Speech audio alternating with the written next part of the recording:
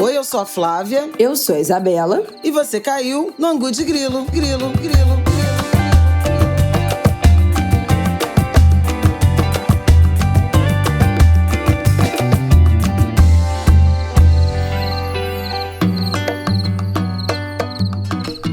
Olá, minha gente! Boa terça-feira pra vocês! Episódio 221 do Angu de Grilo no ar. Fechando esse mês de janeiro, já foi embora o primeiro mês de 2024. Tudo bem com você, Flávia? Tudo bem. Tô entrando na minha segunda semana de férias. Semana passada dei um rolê por Belo Horizonte.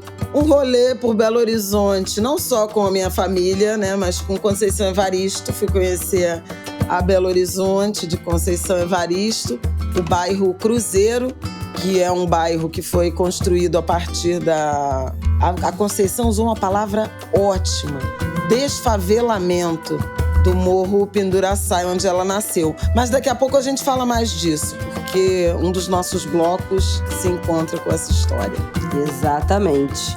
Vamos aos nossos assuntos de hoje. Bom, na manhã dessa segunda-feira, o que suco já ferveu com essa operação da ABIN, né? A ABIN atrás de Carlos Bolsonaro e família. Vamos comentar isso. Ainda é uma história em desenvolvimento, né? Uma investigação em andamento. Mas eu acho que, especialmente pelos acontecidos dessa segunda, vale a gente começar o ângulo falando disso. No segundo bloco, a gente vai falar um pouco do que já tem aí de pré-candidaturas, de candidaturas e chapas anunciadas para as eleições municipais. Nas últimas semanas, teve a Frente Ampla Marta e Boulos, teve essa história de Tabata Amaral e Datena, aqui no Rio de Janeiro. Já tem alguns cenários se desenhando. E aí, no último bloco, vamos fazer um blocão cultura. Muitas coisas acontecendo, exposições, museus, peças de teatro. Então, tem muita coisa rolando pelo Brasil. E vamos fazer um bloco aí de recomendações e indicações culturais, porque o carnaval tá chegando. Quem não gosta de carnaval também consegue se divertir, aproveitar o momento aí, o feriado de outra forma. Então vamos deixar nossas dicas. É isso, minha gente. Vamos começar esse episódio. Oi, Angulers! Antes da gente começar esse bloco, eu já quero fazer uma correção antecipada, porque em algum momento desse primeiro bloco sobre a busca e apreensão da ABIN, essa operação dessa segunda-feira, a gente fala que um computador da ABIN foi apreendido com o Carlos Bolsonaro. Essa informação foi veiculada no começo da segunda-feira no blog da Daniela Lima e também na Globo News, né? Uma apuração aí da Daniela Lima e da Globo News, mas era uma informação desencontrada que foi corrigida no fim da tarde de segunda-feira no G1. E esse computador da ABIN, na verdade, foi encontrado na casa do Giancarlo Gomes Rodrigues, que também foi alvo da operação da Polícia Federal, e Giancarlo, que é ex-assessor do deputado federal Alexandre Ramagem, que chefiou a ABIN durante o governo Jair Bolsonaro e de quem falaremos bastante nesse episódio. Mas é só uma correção, e aí eu aproveito para acrescentar uma informação que não tinha na hora que a gente terminou de gravar o nosso episódio, é que, ao todo, 3 notebooks, 11 computadores e 4 celulares foram apreendidos pela Polícia Federal em endereços ligados a Carlos Bolsonaro. Mais, dispositivos que estavam nessas casas, Casa de Angra dos Reis, Casa da Barra da Tijuca, Comitê do Vereador na cidade do Rio e na Câmara dos Vereadores do Rio. Mas nenhum deles é da ABIN, tá bom? É isso, gente. Uma correção prévia para não ter informação desencontrada. E vamos que vamos para o nosso Angu de Grilo. Bom. Segunda-feira, toque. Quem é? É a Polícia Federal. Teve um samba da Beija-Flor eliminado que era isso. Toque. Bom, começou assim. Olha, eu entrando no humor. Ela tá de férias, gente. O bagulho é sério, Ela tá de férias. Nessa segunda-feira, logo pela manhã, a Polícia Federal deflagrou uma operação de busca e apreensão a computadores da ABIN. Um deles em posse do vereador Carlos Bolsonaro, o outro apreendido na casa de um dos assessores do Carlos Bolsonaro, e esse assessor casado com uma funcionária da ABIN. Ainda não tem comentário, a gente está gravando aqui 1h47. Não sei se a Polícia Federal, nesse momento, já soltou uma nota oficial.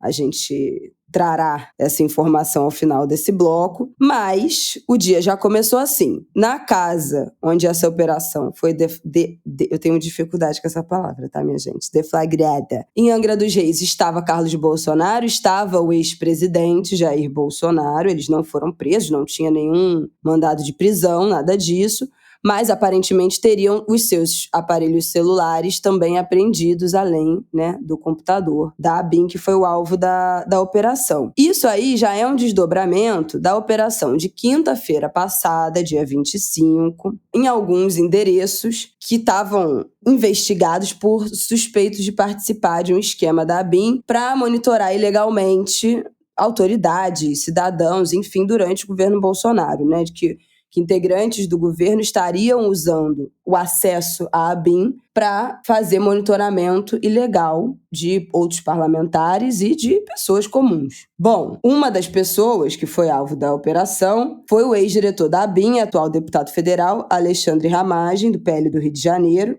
A gente vai voltar a falar nele no nosso bloco das eleições municipais.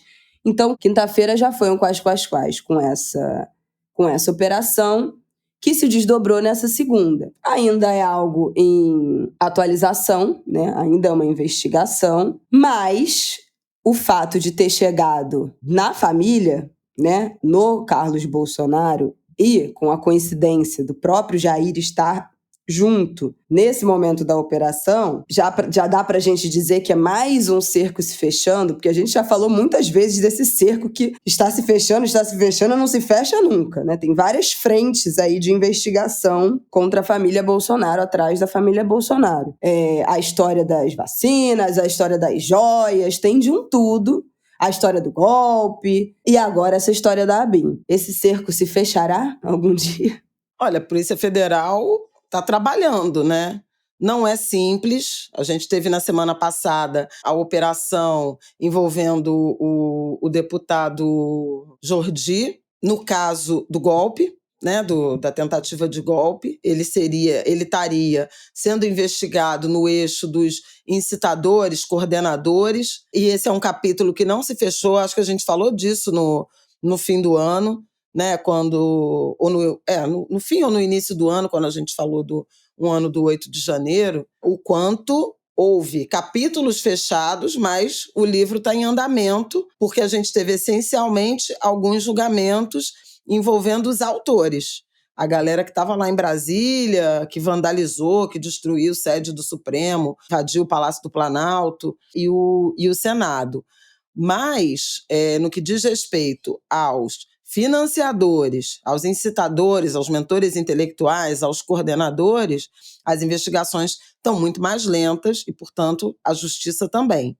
Então, teve um financiador denunciado de pequeno porte e agora esse envolvimento do deputado Jordi, e a gente até vai ampliar um pouco esse bloco na direção de relacionar algumas coisas ao processo político, porque o Jordi, por exemplo, era pré-candidato a prefeito de Niterói, um município da região metropolitana do Rio.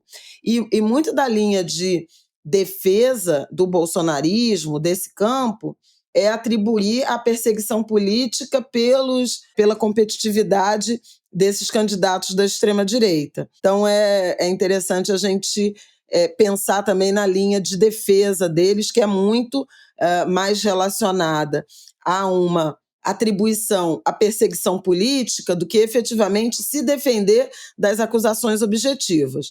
Então, essa é uma coisa. No caso do Jordi, uma gravação, troca de mensagens com um dos autores, né, e o indivíduo chamando ele de meu líder, pedindo orientação em relação àqueles atos, acampamentos e tudo mais. Daí a investigação, a suspeita de que ele tivesse alguma posição, de que ele tenha, né, ou tivesse tido alguma posição de liderança na coordenação, na orientação daquele movimento. Dias depois, sai a busca e apreensão do Alexandre Ramagem, delegado da Polícia Federal, que foi guarda pessoal do Bolsonaro na campanha de 2018 e que depois se torna o chefe da ABIN, né? A Agência Brasileira de Informações, sendo ele um policial federal, e que Bolsonaro tentou emplacar como diretor-geral da Polícia Federal e foi impedido pelo Supremo. Lá naquele episódio, ainda em 2020,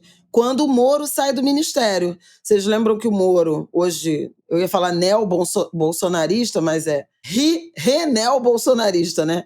Que ele foi, rompeu e voltou desde a eleição do ano passado. É muita ideologia, é muita convicção, gente. É muita fidelidade. É uma coisa impressionante. Ou oportunismo. Eu sei que você contém sarcasmo, como diria o Medo e Delírio. Exatamente. Isso aí é sarcasmo.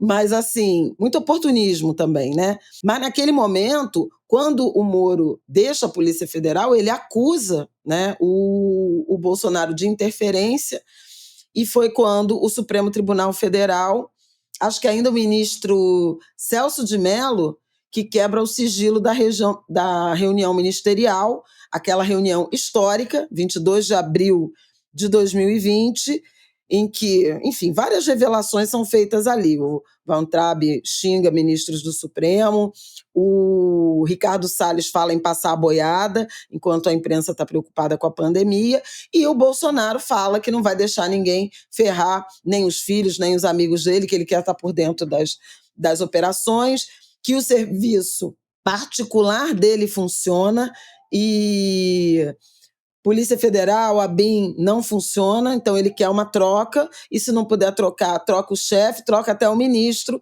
Foi isso que o Moro denunciou. Esse episódio todo está muito bem contado no Medo e Delírio. Medo e Delírio fez uma edição muito boa, trazendo inclusive toda essa memória, incluindo também a entrevista que Flávio Bolsonaro deu a Andréa Sadi e Otávio Guedes no Estúdio I, acho que foi na sexta-feira passada, ou na quinta ou na sexta-feira passada. Mas foram assim, a edição está muito boa, do Medo e Delírio, vou dizer qual é o número, para vocês. O Medo e Delírio é por dias, né, de governo. Então, é a edição do Medo e Delírio que fala dias 388 a 390. Sistema de informações, o meu particular funciona. Está muito, muito bom contando essa história, com aquele humor, com o talento do Cristiano Botafogo e do Pedro Daltro. Bom, alcançou o Ramagem e uma informação absolutamente surpreendente, né, é de que havia um notebook e um celular da ABIN ainda com o Ramagem, que deixou a ABIN em 2022 para se candidatar a deputado federal. Aliás, ele foi um dos deputados federais mais votados do Rio de Janeiro. Não tem explicação, né?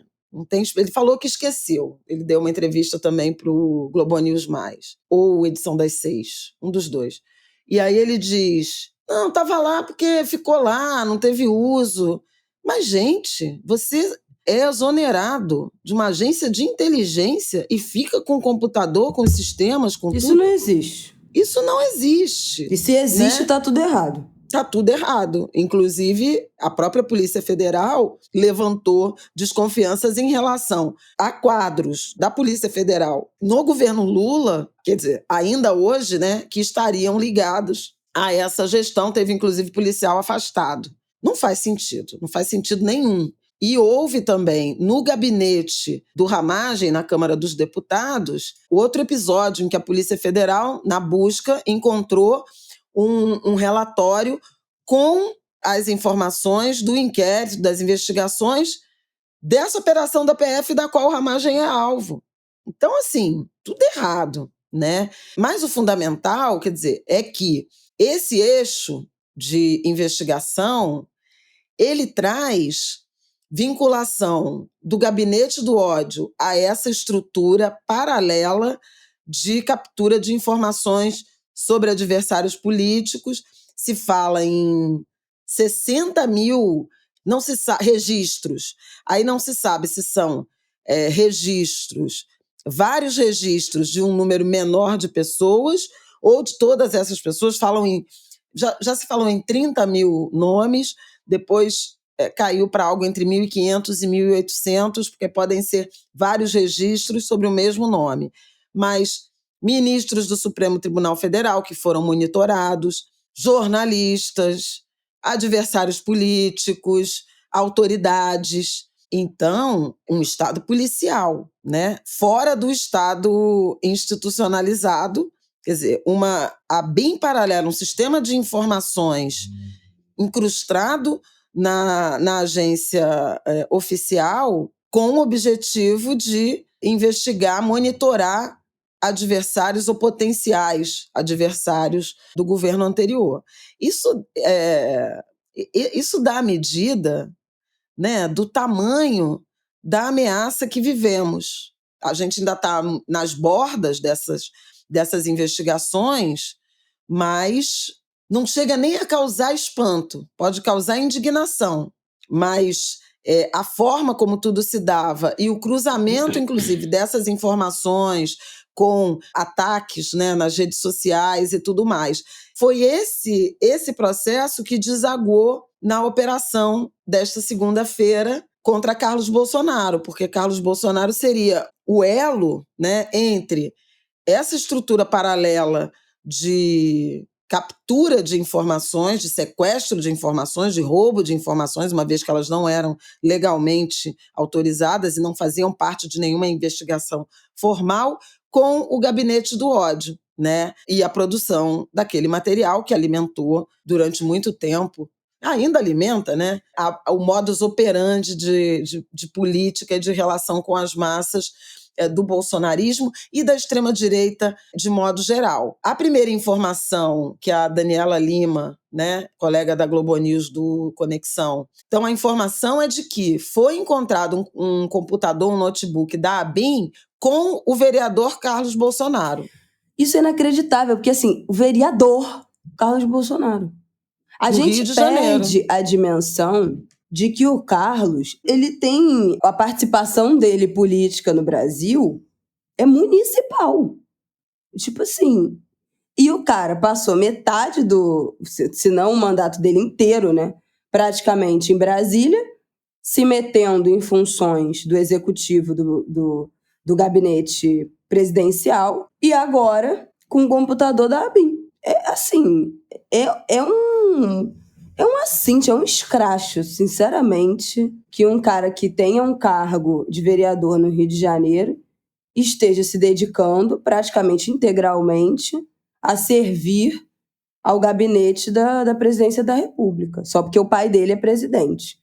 É muito absurdo. Muito absurdo. Muito absurdo. Você quer complementar mais alguma coisa? Porque eu queria citar a lista do que já foi levantado de ilegalidades de espionagem, né? De atuações ilegais da ABIN. Você já citou algumas coisas, mas o G1 fez um levantamento aí com uma lista um pouco mais comprida, e aí eu queria citar para fechar. Tem mais duas informações assim, que eu gostaria de dar, quer dizer, no despacho, né, na decisão do Alexandre de Moraes, a referência que esse sistema da ABIN paralela investigou, monitorou a promotora Simone Sibilo, que estava com o caso Marielle, e também investigou milícia no Rio de Janeiro. Então, assim, até não sei se o Flávio Bolsonaro ou o Ramagem, que disseram à Globo News, não tinha nenhum interesse nesse caso, não tinha nenhum motivo para investigar. Alegaram não saber o motivo de por que a procuradora foi monitorada. E o Gabeira fez um comentário muito apropriado. Por que milhares de procuradores escolheram essa para monitorar? Entende? É um comentário óbvio, mas quando o cara diz, não sei por que, não tinha motivo. Pô, tem milhares de procuradores. Escolheram, né, exatamente essa. Por que motivo? Então, obviamente, existe um motivo, existe alguma alguma intenção. Não sabemos de quem, né? A gente tem que ser responsáveis, né? Não dá para dizer que foi o Ramagem. As investigações ainda vão mostrar, digamos assim, identificar o agente, seja lá quem foi, que acessou esses dados. Acho que é possível que a Polícia Federal chegue a isso para entender o interesse. Agora, dizer que é uma coisa aleatória, não sei de onde saiu isso, é difícil, né? É difícil de acreditar. E uma coisa que estão chamando muita atenção é que na semana passada, no dia 24, portanto, foi na quarta-feira, né? O Bolsonaro já tinha, acho que já tinha acontecido a operação com o deputado, e ele fez um tweet de manhã dizendo: as próximas semanas poderão ser decisivas. Vivemos momentos difíceis, de muitas dores e incertezas. Citou me parece um versículo bíblico: quando um ímpio não quer que você olhe para um lado da estrada, ele bota fogo no outro lado da mesma, pois assim ninguém saberá do mal maior que ele fez do lado que você não olhará. Deus, pátria, família e liberdade, repete, né, o lema integralista, que é o fascismo brasileiro, e assina Jair Messias Bolsonaro.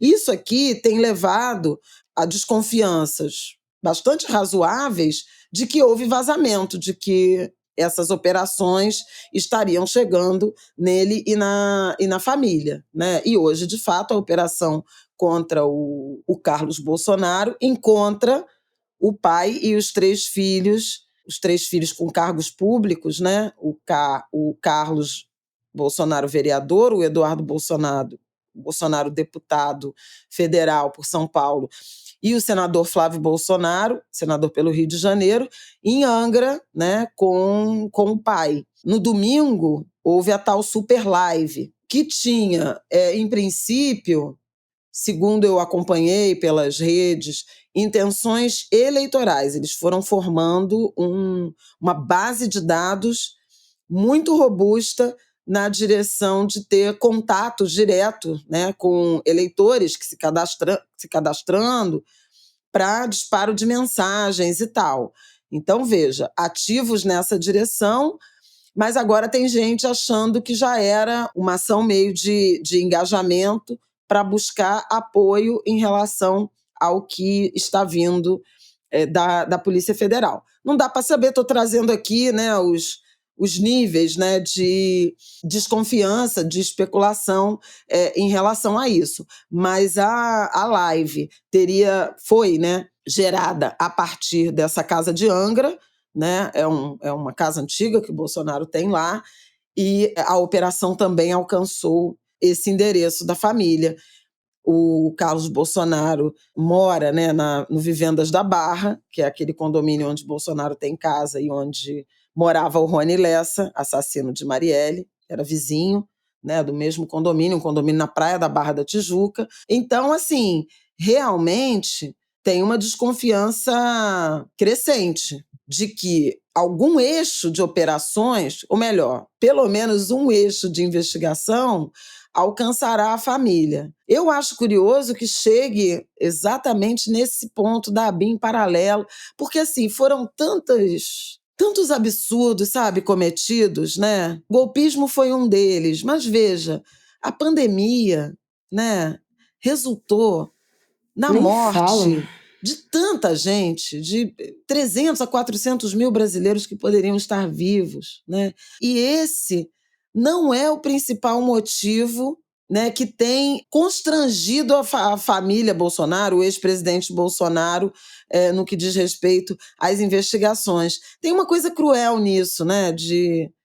Enfim, não que as outras coisas não fossem graves, a falsificação de certificado de vacina, o caso das joias, né, a subtração de patrimônio, a gente tem que pensar nisso. Subtração de patrimônio público para proveito pessoal, então não registrar as joias como patrimônio da União e tentar vendê-las para fazer dinheiro. Óbvio que são crimes graves, inadmissíveis, e inclusive quando você pensa assim, no conjunto de crimes que podem estar relacionados a Jair Bolsonaro, a sua rede próxima, é absolutamente estarrecedor, né? Sugere sugere uma quadrilha, né? Uma organização criminosa, que é um eixo de investigação da Polícia Federal no poder, no Palácio do Planalto.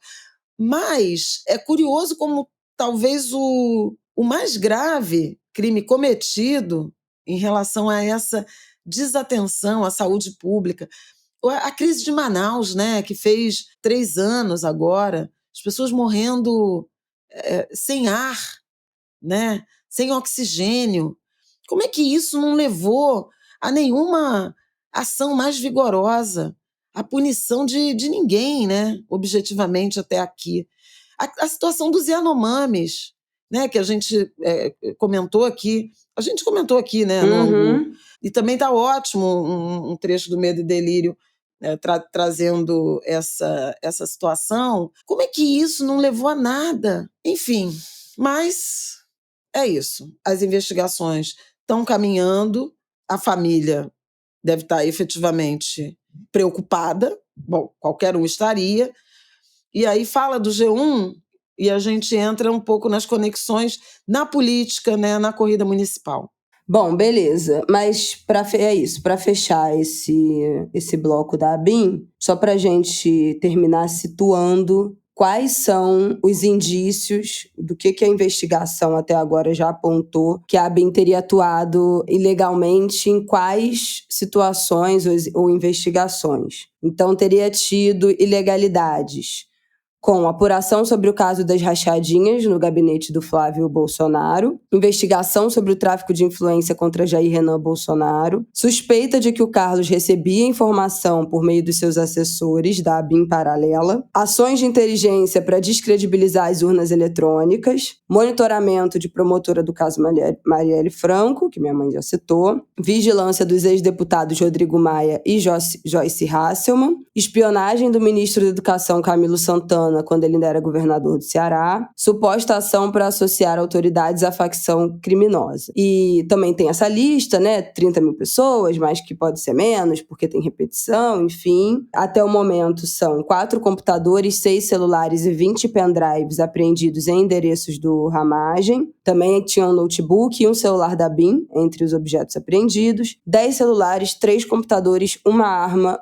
um HD externo apreendidos na casa de Giancarlo Gomes Rodrigues, que foi assessor do Ramagem, e, exatamente hoje, teria apreendido também esse computador com o Carlos. Bom, é isso o que a gente tem até agora. A gente está terminando de gravar esse bloco segunda-feira às 2h15 da tarde. Então, novas atualizações ao longo do dia não estarão nesse episódio, mas acho que ainda assim valeria, né, o nosso comentário. Então vamos para o nosso próximo bloco para a gente fazer aí essa conexão com as eleições municipais. Vamos que vamos.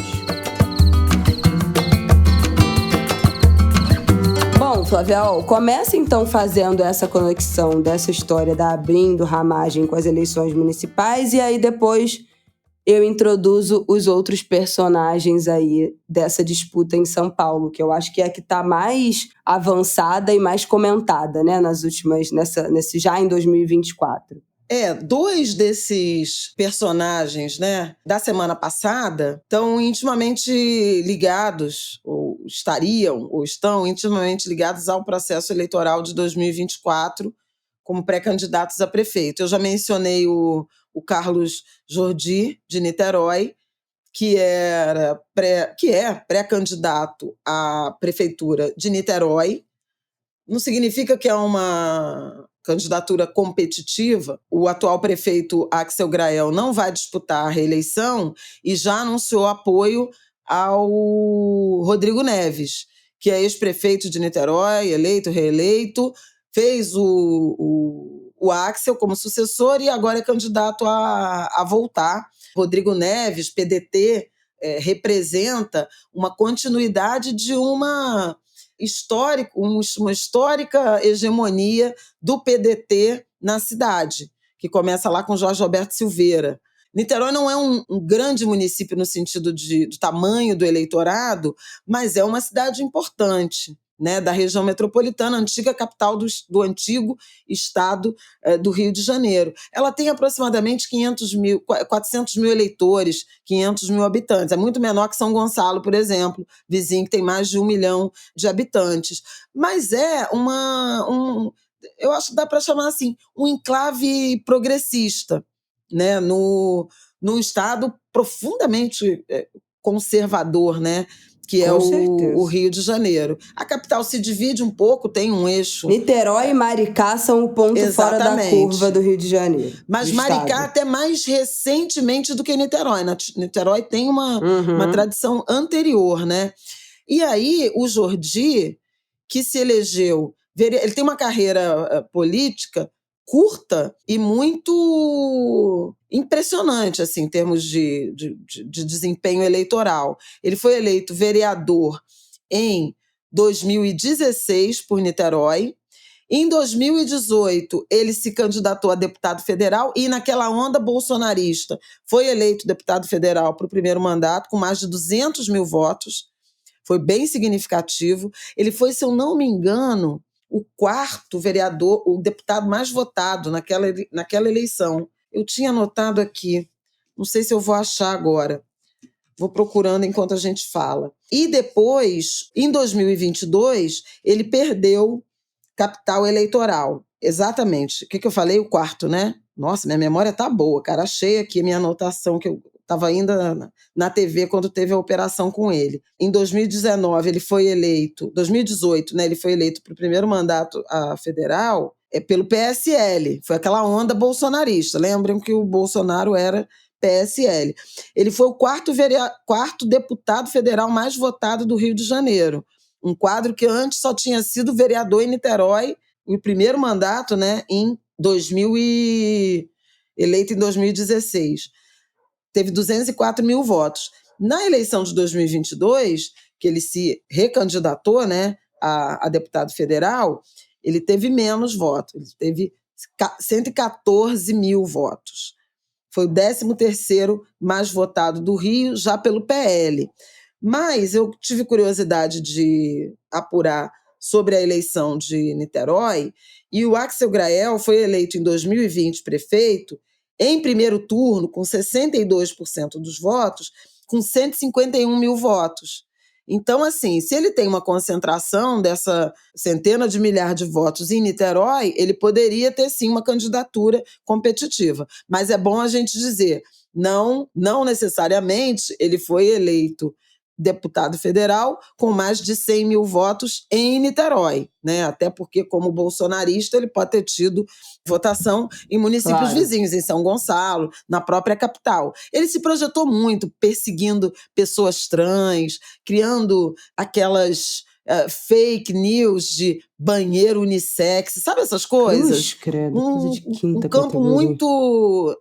mas que se projetou e ganhou visibilidade com esse discurso, e a gente viu que vários, né, desse campo também tiveram isso. Então, a operação do Jordi, que tem a ver com o 8 de janeiro, né, com a escalada golpista, ela começou a ser usada como uma ação política para minar essa candidatura. E esse tem sido o argumento dos bolsonaristas desse campo em relação a essas operações da Polícia Federal. O mesmo está acontecendo em relação ao Ramagem. Alexandre Ramagem, que foi isso, chefe da segurança do Bolsonaro em 2018, vira chefe da ABIN e aí se afasta para se candidatar a deputado federal, foi eleito deputado federal e vinha aparecendo como o candidato do bolsonarismo à prefeitura do Rio de Janeiro. Aliás, teve uma reunião, uma foto famosa do Cláudio Castro com ele e alguns outros nomes desse campo, um pouco já formalizando o apoio a essa candidatura, a essa pré-candidatura. O bolsonarismo, com a operação da PF na direção de Ramagem, tem dito que é o desespero, porque ele teria uma candidatura competitiva. Obviamente que é um nome e é um campo que tem presença no Rio de Janeiro, mesmo na capital, mesmo a capital não sendo tão bolsonarista quanto é o interior, aqui no Rio, Bolsonaro ganhou de Lula em 2022 de 52 a 48, sabe? Alguma coisa assim. E em 2018, com o Haddad, foi uma lavagem. Foi uma lavagem. Não, mas tô falando da capital. Então. Não. A própria também. Não, mas assim, o Estado foi mais, a diferença foi maior. Pior ainda. Mas na capital a diferença é menor. Então tem uma... E, aliás, isso acontece com o bolsonarismo, né? Eu acabei de escrever a contracapa de um livro que tá para sair, não vou dar spoiler, porque, enfim, tá para sair, mas que tem uma análise sobre onde é que Bolsonaro perdeu passo para não conseguir se reeleger, e as capitais, elas foram realmente territórios que mudaram de posição. Aí tem uma leitura... Mas a gente falou isso no Ângulo de Grilo lá, quando a gente fez essa análise aí desse mapa das eleições. Tá, não tô dizendo que a gente não fez, mas assim... Não, então, mas... Tem estudos sendo feitos na direção disso. Quem quiser aprofundar... A gente fez essa análise. É só voltar lá em 2022. Volta lá. Não, e aí porque tem essa leitura de que nas capitais, né, uma população mais instruída, mais liberal do ponto de vista dos costumes, que aí vira, mas se incomoda com um discurso mais reacionário. Então, isso explica um pouco a disputa mais intensa e até alguma perda de capital político por esse campo conservador-reacionário.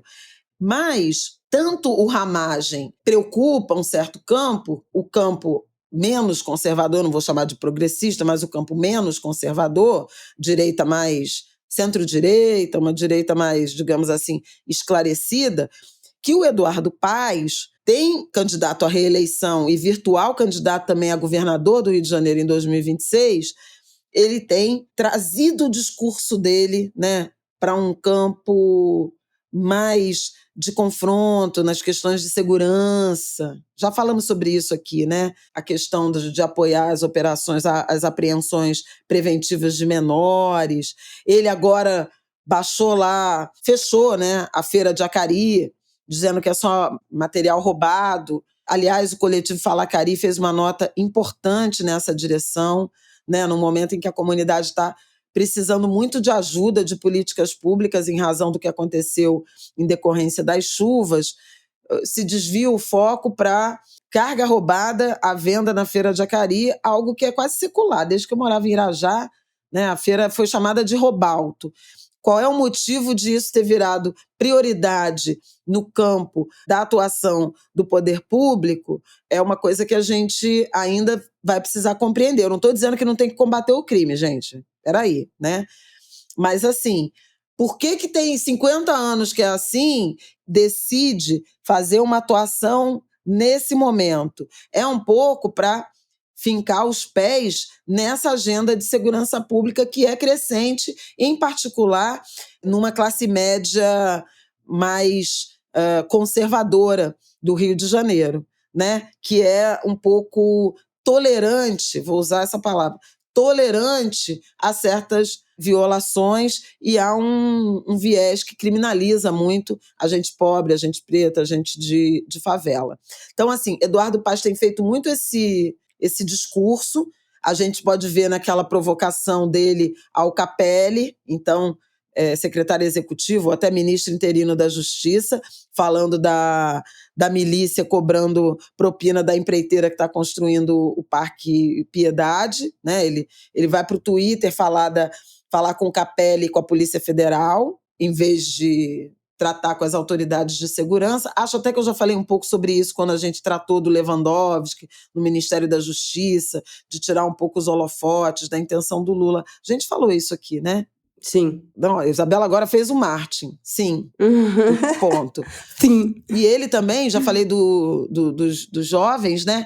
Ele também denunciou um arremedo de milícia, né? Travestido de segurança privada no Jardim Botânico, no Twitter e agora a Feira de Acari. Isso tem muito a ver com uma certa, eu não sei se eu chamo de hegemonia ou de monopólio da direita e da extrema-direita no debate sobre segurança. né? Uso da força. Tem um léxico que o Eduardo Paes está usando também, bandidagem. Vamos para cima da bandidagem. Eu acho que ele chega a falar vagabundo, não fala, não? Acho que chegou a tuitar também vagabundo. Então, assim... Ai, fica no Twitter. Tem toda essa disputa. E o pano de fundo dessa teatralidade, digamos assim, do jogo político, tem muito a ver com essa candidatura do campo da extrema-direita encarnada no Ramagem. Então, aí tem várias abordagens. Então, essa operação prejudica ou ajuda o Ramagem? Porque visibiliza e eles usam esse discurso da perseguição. Tudo bem, traz uma visibilidade de fato, mas eu acho que prejudica porque a acusação é muito grave, né? De invasão de prioridade, de privacidade, né? De violação de direitos fundamentais, o direito à privacidade. E isso também eu acho que incomoda esse campo, ainda que conservador, dessa classe média que eu falei, tolerante a certas violações dos outros, né? Uhum. Mas a ideia de que mesmo autoridades do próprio campo têm suspeitas de que elas estariam sendo monitoradas contra possíveis traições, né, ao campo político. Então isso é complicado, mas eu achei interessante que a gente pudesse ampliar um pouco essa reflexão sobre a investigação policial que alcança um pré-candidato à Prefeitura de Niterói, o caso do 8 de janeiro, o Carlos Jordi, e que alcança um pré-candidato à Prefeitura do Rio, que é o Alexandre Ramagem, né? E os desdobramentos dessas investigações do que diz respeito ao inquérito, né? É uma possível denúncia e julgamento, de um lado, no eixo, né, da justiça, mas também no campo político, como é que isso vai ser explorado e mesmo se essas candidaturas serão mantidas. A Natuza trouxe uma informação até engraçada, né, que a partir da operação com Ramagem, ele foi retirado de grupos de WhatsApp do PL e da oposição, dos parlamentares de oposição, porque estão com medo, deputados e, enfim, senadores, parlamentares, homens de partido, com medo do conteúdo das conversas que eles têm, gente, serem descobertos pela Polícia porque Federal. Quando você tira o registro do que já foi falado, continua, não muda tá nada. Lá, Ave Maria. Mas, bom, o que a gente tem de vislumbre aí até agora de pré-candidaturas, né, para o Rio de Janeiro é mais do mesmo. Assim, veio aqui na minha cabeça a gente falando em 2022 das opções de candidaturas para governo, né, do estado do Rio. Que, no caso, o Cláudio Castro ganhou em primeiro turno, né, nas últimas eleições aqui para governo do estado, mas a gente falava como as candidaturas de progressistas, mas não só, né, de esquerda ou de centro-esquerda no Rio de Janeiro, é um campo que nem existe e o que existe não se renova, né? A gente até citou aqui, eu acho que na época, como o PT não colocava candidatos, era sempre apoiando um ou apoiando o outro, mas como um partido desse tamanho, né, que tinha recuperado fôlego e força nos 4 anos anteriores no Rio de Janeiro, nada. E aí o que a gente tem até agora é Eduardo Paes, essa história do Ramagem, uma possibilidade aí do deputado federal Marcelo Queiroz, do PP, que estaria ganhando algum apoio aí do Cláudio Castro, porque inicialmente defendeu a candidatura do Dr. Luizinho, que foi secretário estadual de saúde, mas aí o Dr. Luizinho desistiu, e aí o Marcelo Queiroz está correndo atrás de tentar consolidar esse nome. Partido Novo está apostando no vereador Pedro Duarte, PCdoB na deputada estadual Dani Balbi, que já até participou de um ângulo de grilo aqui, há bastante tempo atrás, quando a gente falou de trajetórias de pessoas trans. Dani, incrível. MDB avalia o nome do Otônio de Paula, PDT, Marta Rocha, de novo, né? E PSOL, de novo, Tarcísio Mota. Então, assim, gente, com todo respeito, é desanimador. Porque entra ano e sai ano, e são as mesmas pessoas. literalmente as mesmas pessoas. O Eduardo Paes já está na sua segunda rodada como prefeito do 3, né, já. O PSOL, a gente falou aqui, né, nesses últimos anos, continua aposta de novo no Tarcísio, que aparece só ter essas duas únicas vias, né, no Rio de Janeiro. Quando era o Freixo, né? Agora o Freixo não está mais no PSOL. Mas o Tarcísio é a única figura que se repete incessantemente aqui no Rio. E assim, não deu certo, né? A gente está aí há pelo menos, talvez, 10, 15 anos com o Tarcísio sendo candidato a governador,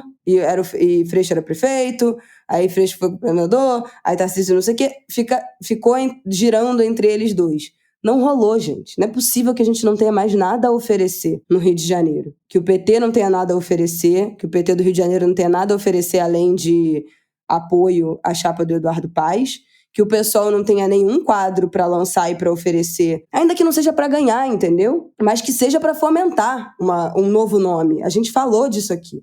Está passando na minha cabeça a gente tendo exatamente essa discussão quando a gente tratou das eleições no ano passado, dessa história do Cláudio Castro ter ganho em primeiro turno, que é assim, gente, a gente precisa lançar nomes novos no Rio de Janeiro. É um estado que não produz nada de novo, além do Jair Bolsonaro, sabe assim? Qual foi a última coisa nova que o Rio de Janeiro produziu, lançou? Um nome que o Rio de Janeiro lançou. A família Bolsonaro, todos, e essa grande cagada que foi Cláudio Castro, Tarcísio, que já extrapolou, né, as nossas fronteiras aí estaduais. Não é fronteira, né? Também não é limite. É o quê? Fronteira é país, limite é município, e estado é o quê? Divisa. Divisa, pronto. Já extrapolou nossas divisas. Então, assim, o cenário no Rio de Janeiro é desanimador. Até agora, 29 de janeiro, presos num replay.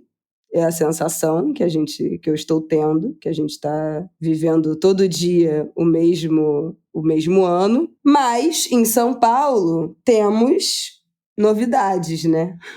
Temos aí anúncios não oficiais, né? Mas, assim, já conversas bastante avançadas dessa frente ampla, Boulos e Marta Suplicy de vice. Não tão ampla, né? Mas frente. Bom, estão anunciando a Marta tá no campo progressista. Mas é porque ela andou... Embora ela tenha... Nos últimos tempos, ela endireitou. Ela se deslocou um tanto, porque ela foi pro MDB e se tornou secretária do Ricardo Nunes, né? Secretária de Assuntos Internacionais. Bom, inclusive substituída então, pelo Aldo Rebelo. Se isso e o Boulos não é frente ampla... Mas a Marta é um quadro tradicionalmente de esquerda e que tem, digamos assim, convicções, especialmente no que diz respeito aos costumes, né, como gostam de chamar, muito progressistas, né, desde justiça seja feita. A Marta é uma mulher que, em 1980, falava de orgasmo na televisão, né? Sexóloga no TV Mulher, no programa TV Mulher. Então, assim, ela tem uma cabeça muito aberta. É mãe do Supla, né? Um cara super moderno, vanguarda, roqueiro, enfim. Então, assim, não dá para acusar a Marta... Mãe do Supla, pai do Supla, Eduardo Suplicy. Ex-mulher do Eduardo Suplicy. Dizer. Então, assim, é uma família progressista, embora ela tenha feito, desde que saiu do PT, né, e do governo, quando ela bateu de frente lá em 2014 com a Dilma, ela inclusive apoiou o impeachment. Gata! Pois é. Ela se aproximou de um campo, digamos assim, de centro-direita, vou botar assim, né? Direita para o centro. MDB e tudo mais. Mas já faz um tempo que ela voltou, se reaproximou de Lula e sempre foi muito próxima dele, foi ministra do Lula, né? A Marta já foi ministra do Turismo, ministra da Cultura, com erros e acertos. Na cultura e no turismo ela teve um papel importante de não ter orçamento. É interessante isso, porque ela tem uma visão de gestão muito pragmática, né? E ela viabilizou muitos projetos nas áreas usando diálogo com parlamentares e emendas parlamentares. Num tempo em que emendas parlamentares tinham outro sentido, né, gente? Porque agora é tudo, enfim, impositivo e com essa novidade que o Bolsonaro implementou, que deu muito poder ao Legislativo e à presidência da Câmara e do Senado, a gente sabe disso, do orçamento secreto, de tudo mais. E a Marta, ela foi prefeita de São Paulo, que não conseguiu ser reeleita, mas que sempre foi muito bem avaliada e implementou alguns projetos que ainda vivem na memória do paulistano, especialmente no eixo da renda média, baixa e baixa, né? Ela implementou bilhete único no transporte. Isso é super importante, né? Tem cidade que ainda não tem. Do Rio de Janeiro é meio capenga, né? Porque nem todos os modais se comunicam, mas isso é super importante e isso bilhete único é renda para o trabalhador ou redução de custo para empresas que oferecem vale transporte. E a gente sabe o quanto a tarifa de transporte é impeditiva, inclusive, para acesso ao mercado de trabalho formal ou informal, né? Porque limita deslocamento pela cidade. Então, essa foi uma coisa. E os CELs, né, que são aqueles centros de educação integral, que educou uma parcela muito significativa, né, de paulistanos, de adolescentes, de crianças e adolescentes, e ela é lembrada por isso. Eu achei muito interessante, por alguns pontos, né, essa aproximação Marta-Boulos. A gente lembra que lá em 2022, o Boulos desistiu da candidatura a governador, né, e se candidatou a deputado em favor de Fernando Haddad como governador, e ali foi selado um acordo de que Lula e o PT apoiariam a candidatura de Boulos à Prefeitura de São Paulo. Então, é um acordo que vem sendo, né, que já vinha sido desenhado desde a eleição de 2022 e que Lula cumpriu. Mas cumpriu botando as suas digitais e escolhendo Marta para ser a parceira, a candidata a vice de Boulos, retornando ao PT. Deve ser até o fim dessa semana. Que faz sentido. Tem gente que acha que... Tem vários colegas meus que acham que não. O Otávio Guedes, por exemplo, fala que é pão com pão, porque são dois nomes da esquerda juntos nessa chapa. Eu discordo. Eu acho que a Marta não é uma esquerda semelhante a Boulos, porque ela dialoga com o empresariado. Exatamente. Ela tem outros o Boulos campos. Tem muita antipatia o Boulos, ele tem muita simpatia dos jovens, né, de um eleitorado mais à esquerda, mas muita antipatia de pessoas mais velhas, de classe média, né, até pela quantidade de fake news que já foi espalhada sobre o Boulos na última década. Embora eu acho que nas últimas eleições ele conseguiu uma projeção importante. Ele teve mais de 1 milhão de votos. Ele conseguiu derrubar bastante desse estigma. As ações que ele fez nas redes sociais, ele conseguiu derrubar muita fake news que afastava até a juventude, os adolescentes, né, do público dele. Ele conseguiu penetrar bastante assim, em um novo eleitorado. Mas eu acho que são públicos bem diferentes. Eu acho que minha pergunta de faz sentido é de entender eles como complementares.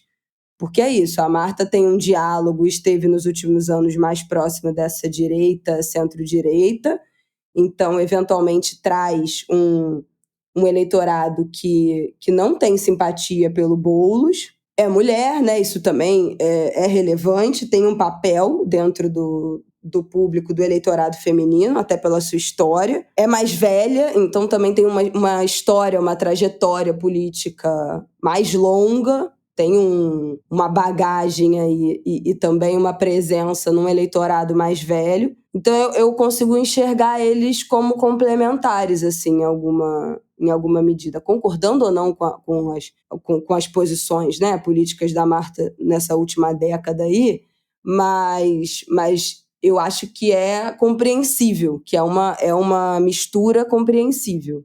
Pois é, olha que interessante. Bom, então tem esse ponto. Primeiro, de ter sido uma decisão do Lula, o que também evidencia o quanto o PT e o campo progressista ainda está subordinado ao Lula. Até o Suplicy chegou a anunciar que queria uma convenção e que ele seria também candidato a vice, né?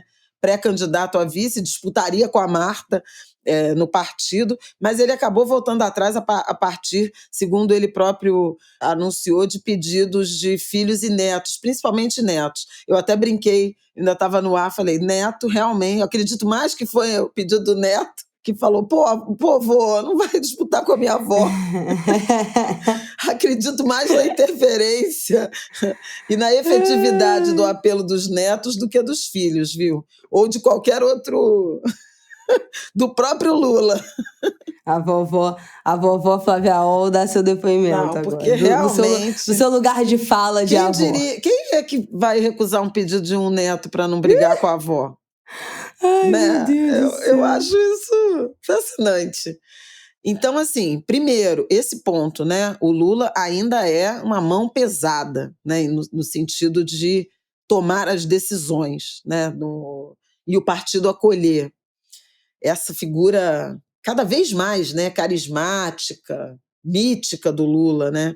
É um ponto. Outro ponto, isso que a Isabela falou.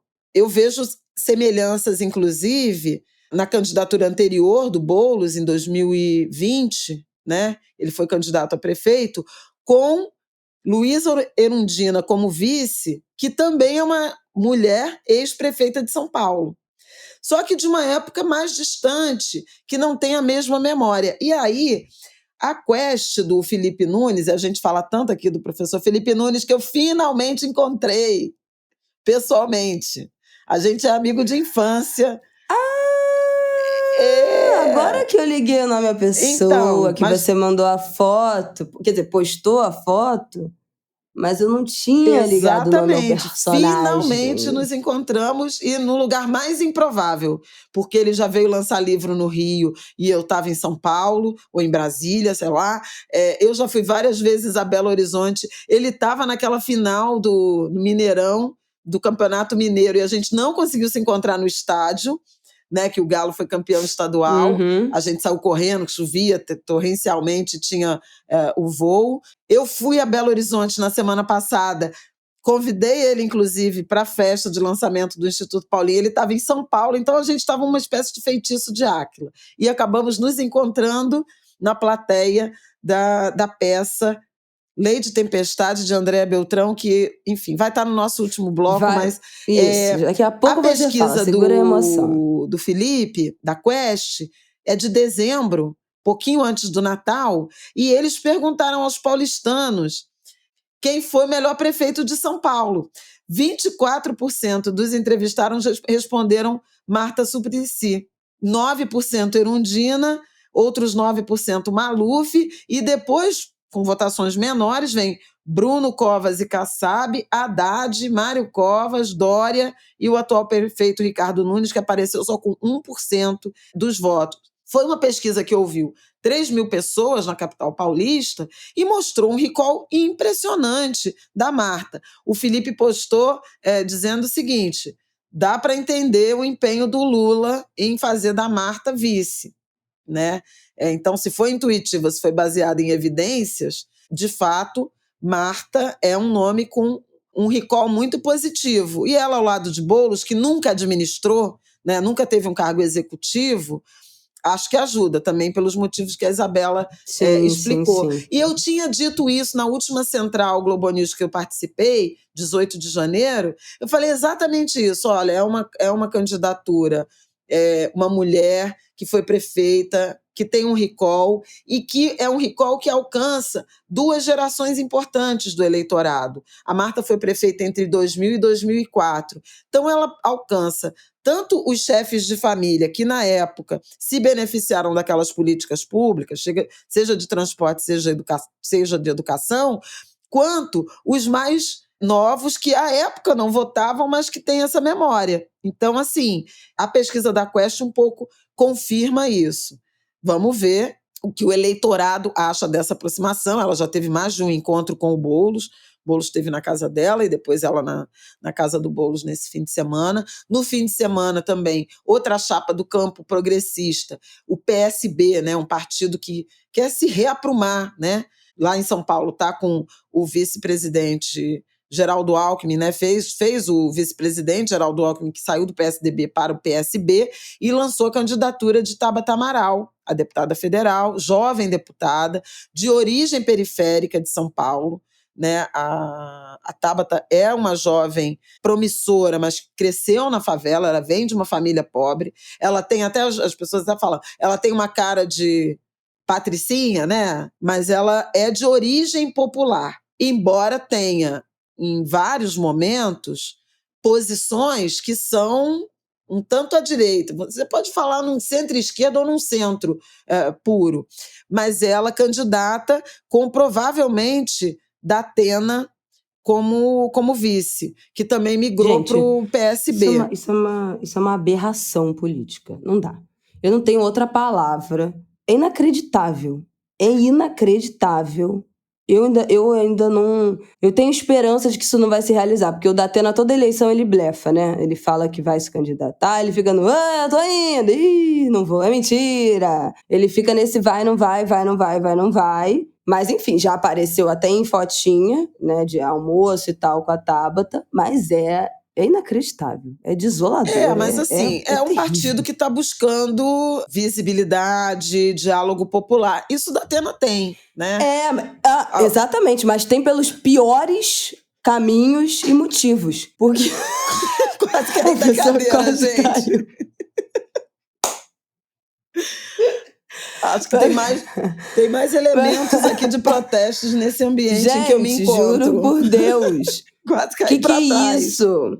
O programa do Datena é a espetacularização, assim, do crime, da violência, é o que a gente acredita, então não vou nem falar gente, do que eu acredito ser uma das piores faces do jornalismo ou da cobertura de notícia. Então, assim, o Datena, não sei se foi um inventor, mas foi um cara que durante, sei lá, década, popularizou esse jornalismo policialesco, como é o nome da palavra? Sensacionalista, assim, ao extremo, com imagens gráficas, com violência, com brutalidade, com estereótipos elitistas, racistas. Essa cobertura jornalística desse programa dele, que era o Brasil Urgente, né?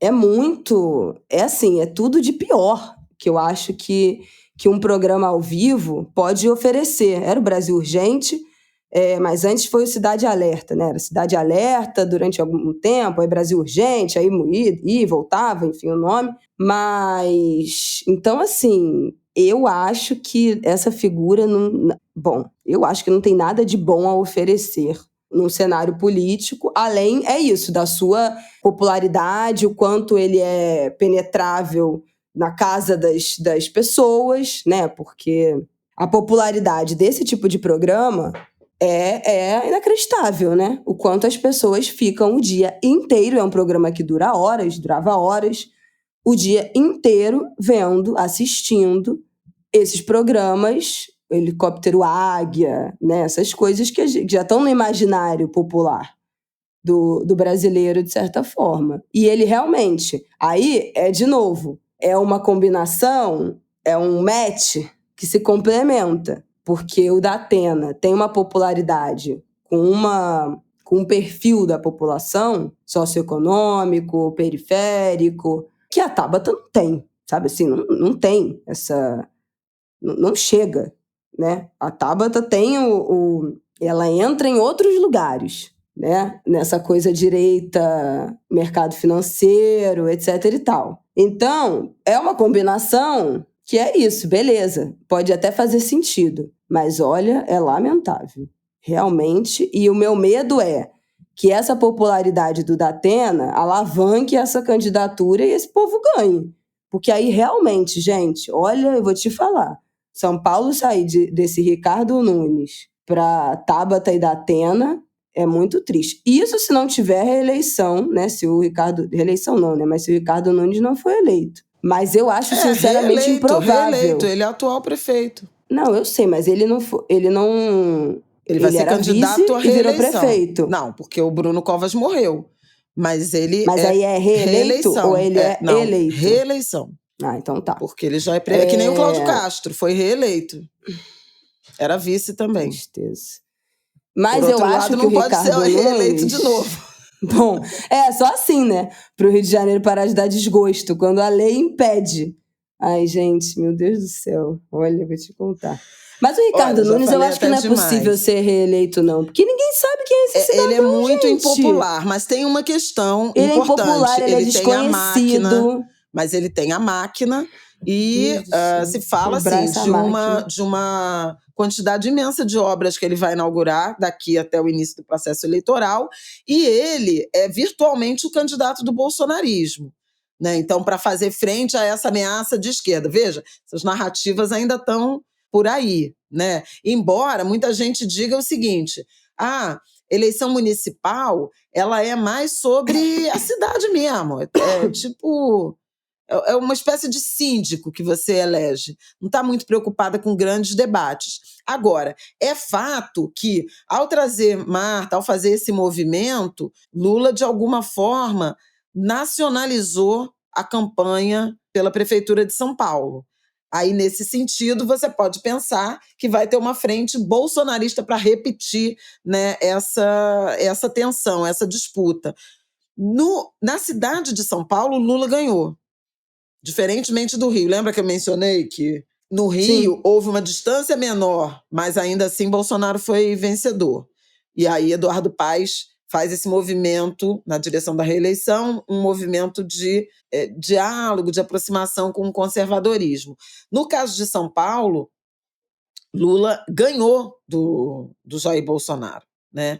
Então, a cidade de São Paulo é tida como mais progressista e mais simpática a novas experiências. Tanto que elegeu Marta, tanto que elegeu Erundina. É a mesma cidade que teve Paulo Maluf, né? Celso Pitta, Jânio Quadros como prefeito, teve Fernando Haddad, Marta Suplicy, Luiz Erundina. São Paulo faz essas coisas, né? Vai para lá e vai para cá. O Rio é mais travado, né? Então a gente vai ver, quer dizer, tem gente que acha que a candidatura de Tabata é um caminho do meio para quem não quer nenhum nem outro, nem Boulos, nem Nunes, ou um bolsonarista. Tem gente que identifica como uma candidatura para dar visibilidade, projeção para o partido, para o PSB de bola, se consolidar em São Paulo, sem o PSDB, que esvaziou por completo, mas que no segundo turno se aglutinaria com a chapa Boulos, que até aqui aparece como preferência do eleitorado. Datena vai apoiar a chapa Boulos, gente? Mas Datena já apoiou. Tá no PSB. O Bolsonaro, aí né? É partido. E Lula também. Que ele apoiou. Não, gente, pelo amor de Deus, eu não quero. Vai pra lá e vai pra cá. Então, assim. Ele vai ter. Se ele virar candidato, ele tem que largar o programa? Porque falam que ele desistiu Falam que ele desistiu da candidatura à presidência porque chegou nos finalmente para largar, né? Ter que sair da Band, não sei o quê. Mesmo caso que acontece sempre com o Luciano Huck. Tem um momento que você tem que se desincompatibilizar. Gente, as emissoras estão segurando o país assim, ó. A CLT segurando a nossa vida política na unha. Então, assim, vamos ter fé que o Datena vai preferir continuar na rede Bandeirantes de televisão, apresentando o Brasil Urgente, vai nos poupar dessa aberração. É isso que eu tenho a dizer. Me poupem. Não dá. Não dá, gente, não dá. Pelo amor de Deus. Pra mim, não dá. É isso. Enfim, mas vai ser uma corrida eleitoral interessante. Eu preciso lembrar, né? A eleição municipal, ela é um pouco prévia de para onde está caminhando o eleitorado. A gente lembra que na eleição de 2020 já tinha alguns sinais, né, dos candidatos mais bolsonaristas sendo esvaziados, né? O Rio não reelegeu o Crivella, né? O Eduardo Paes voltou. Teve vários momentos desse, né, de você analisar quem eram os partidos que estavam avançando. O PSD, né, do Kassab, do próprio Paes, né, o Paes foi para o PSD, se mostrou maior. Aí foi um momento em que o DEM tinha também se projetado e depois acabou fundido com o PSL virando União Brasil, né? Inclusive se achava que o DEM poderia se tornar o partido importante, referencial de direita, né? Mas de uma direita mais com quem é possível dialogar, não extrema, né? E acabou que o PSD do Kassab assumiu esse papel e o DEM foi mais para a direita, juntando com o PSL, tem essa salada, e o PL também, que se aprumou recebendo, né, o bolsonarismo que saiu do PSL com a fusão, e agora o PL do Valdemar Costa Neto, enfim, do Bolsonaro, com toda essa salada partidária e muito fisiologista, tem um projeto de fazer 1.000 prefeitos no Brasil esse ano. Então, assim, é interessante observar essa corrida, né? Tem alguns prefeitos que são já favoritos à reeleição, o caso do prefeito de Salvador, né, o Bruno Reis, que era um quadro muito à sombra do ACM Neto, e que, pelo menos na Bahia, e até, né, na própria cidade, na Bahia, e até, de certa forma, no país, ganhou uma projeção, uma visibilidade, né? Salvador tá com muito brilho. É isso aí. Não, Salvador chegou a outro patamar. Monique Evelyn já foi a precursora desse movimento aí. Gente, Salvador tem mais do que potencial de ser uma cidade protagonista não só de carnaval, mas de cultura, de negócios, de grandes eventos. E essa é uma tendência, né, os últimos anos. Salvador ganhou um protagonismo impressionante, assim. Não o Afropunk, né, um festival internacional gigante que acontece no Brooklyn, em Joanesburgo, em Paris, e aqui no Brasil veio e tem Salvador como o seu local. A Beyoncé, estou falando de coisas culturais, mas é porque revelam a importância, como não só o Brasil, mas o mundo está olhando para Salvador como uma cidade de referência, né? A Beyoncé veio ano passado, na véspera de Natal, fez uma ação em Salvador. Então, o eixo Rio-São Paulo não é mais o único ponto de holofote quando a gente está falando de grandes cidades para grandes eventos, para grandes manifestações culturais. Os museus novos, né? A gente até citou alguns aqui, a gente vai até falar de um agora no nosso próximo bloco, mas a cena cultural em Salvador, fora de período, né, de carnaval, mas os museus novos, a gente já falou do Museu do Carnaval aqui, agora tem a nova galeria no subsolo do Mercado Modelo, como a cidade está virando um referencial, assim, imenso, e não só turístico, mas e não só carnavalesco, não só do bloco, não só da Semana do Carnaval, mas de N manifestações culturais e também uma cidade de referência no cenário internacional quando a gente está pensando de negócios e cultura. Então, Salvador está bombando. E está bombando, é isso, né? Nesse período, Bruno Reis. Então, ele também acabou sendo projetado, né, por esse aumento dessa popularidade, dessa vocação de Salvador para grandes e novos eventos. O Festival de Verão de Salvador, que é um evento que existe há 25 anos, né?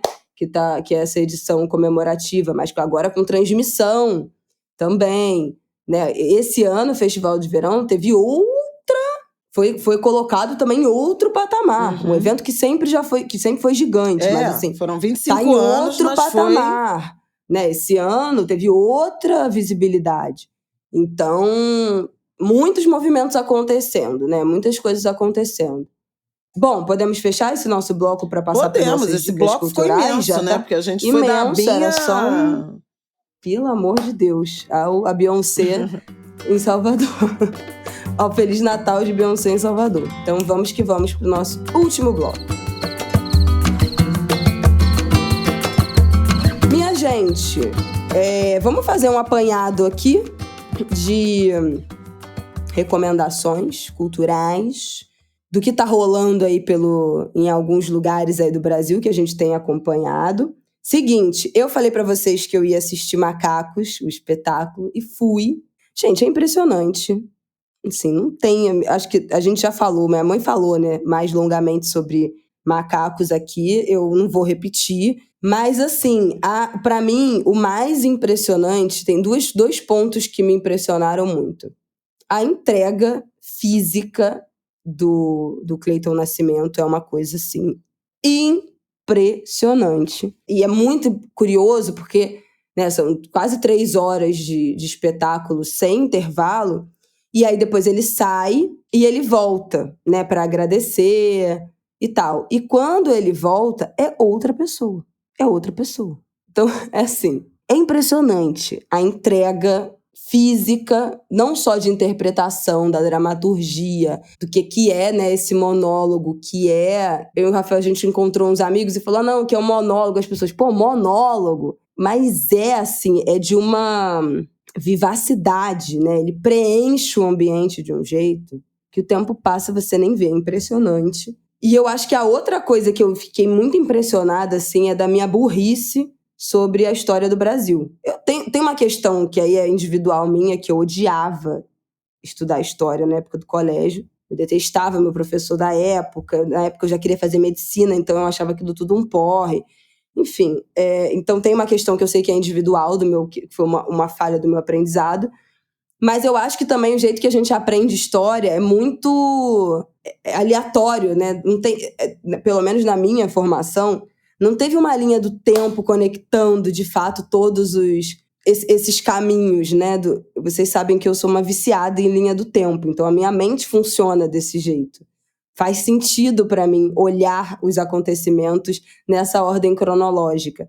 E eu lembro que, por exemplo, sei lá, no 7º ano eu aprendi sobre o Império Alemão e o Império Romano, e aí no 3º ano a gente vai voltar para falar de nazismo e fascismo italiano. Então, tipo assim, como é que essas duas coisas... O que aconteceu nesse meio tempo, sabe? Então, eu acho que eu tive essa lacuna, assim, em vários momentos do meu aprendizado de história do Brasil e do mundo. E eu fiquei impressionada como eu realmente sou muito burra nesse aspecto.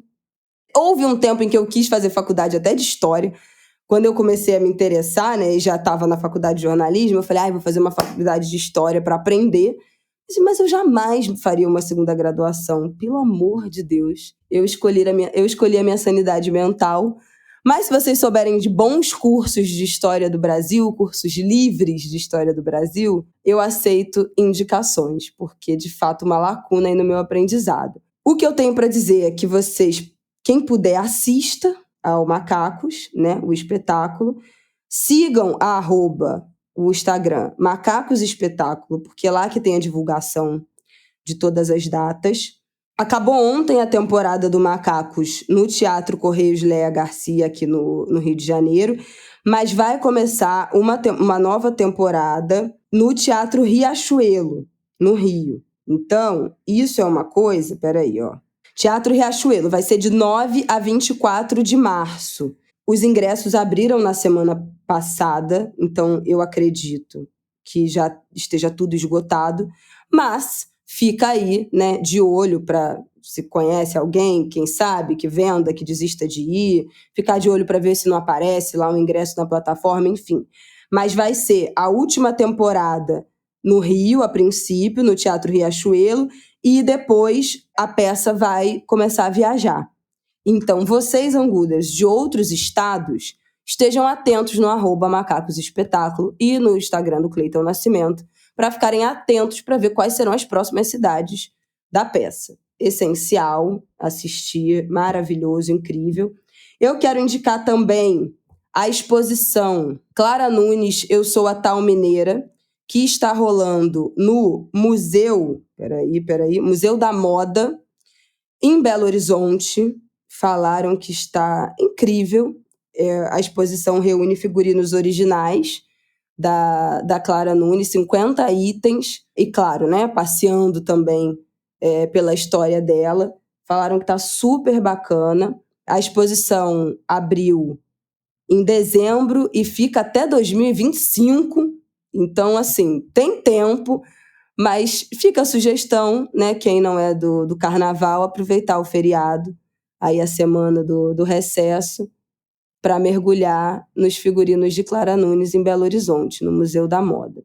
Gente, eu recomendo demais. Eu não fui e tô feliz que vai durar tanto tempo, porque eu vou a Belo Horizonte, né, periodicamente, e eu sou louca pela Clara Nunes. Inclusive, Isabela sabe boa parte do repertório de Clara Nunes de ouvir, porque é uma cantora que eu ouço a vida inteira. Amo tudo, desde a fase meio romântica, meio bolero, até samba, até a fase macumba. Ela tem uma importância. A gente fez uma vez, acho que a Isabela fez também o curso do Simas, né? Falando do samba e das cantoras. Uhum. E a Clara Nunes, a Alcione, a Clementina, né? Tem papéis fundamentais. E a Clara Nunes nesse papel de cantar a religiosidade de matriz africana. Eu sou a mineira guerreira, filha de Ogum Conhaçã. Maravilhosa, ela era de Umbanda, né? É uma perda, assim, eu acho. Tem duas perdas na música brasileira que eu acho, assim, meu Deus, como é que foram acontecer? Não vou falar até 3, né? Porque não posso esquecer da Elis. Elis é uma, Clara Nunes é outra. E Gonzaguinha, eu não me conformo. Da morte do Gonzaguinha, não me conformo, que é outro que eu sou completamente siderado.